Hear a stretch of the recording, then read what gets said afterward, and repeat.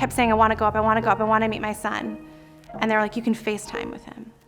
So I FaceTimed with my newborn while my husband was up there, like with an iPad, like over the incubator. Babies being born and needing to go to the NICU after birth is a very common experience that is not always talked about. I think what people need to know is you can't bully yourself because you're not choosing to not have golden hour. Like, you're having an emergency. So many families are not prepared for that transition, especially after delivery. And the transition to the NICU can be very quick and very overwhelming, and families can feel completely blindsided when it's not something they had any idea was about to happen. When you have a NICU baby or a preemie, they literally because I had a C-section, they brought him to me right here, and there's a picture of me kind of side eye looking at him, and then he's gone. And they won't take you up to see him until or her until the next day or so. Same hospital, 3 floors down, but they wouldn't let me see him.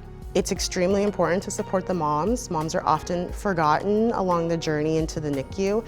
And while babies are in great hands with the nurses and the staff that are primed and ready to take care of their babies, moms and dads need to be supported as they manage a baby who's in the NICU and hasn't exactly had the experience that they were planning on having after their baby delivered. What that can look like, especially for a mom who's exhausted, who's confused, who was ready to start exclusively breastfeeding but was unable to have that experience, is to make sure that she's supported in terms of getting plenty of sleep, getting plenty of fluids, plenty of rest. Those are things that can be really supportive for families that have a NICU experience. It can be hard for moms that have preemies to bond because it's life interrupted and they don't get that moment. I'll be totally forthright and say I had no problem bonding.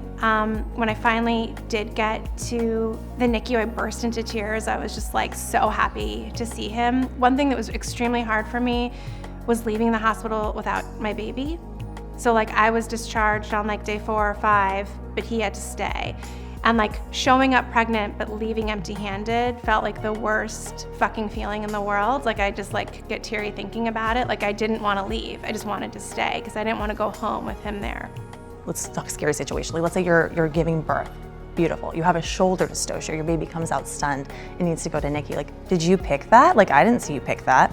So I think at that point, you find yourself where you are and you optimize what you're doing. And so for that patient, getting them up to NICU to see their baby as soon as possible, I think is really helpful. Optimizing your scenario, getting to NICU when you can, and making sure you're sticking with pumping is really helpful, but also just not bullying yourself because you're in a tough situation, so you just do the best you can.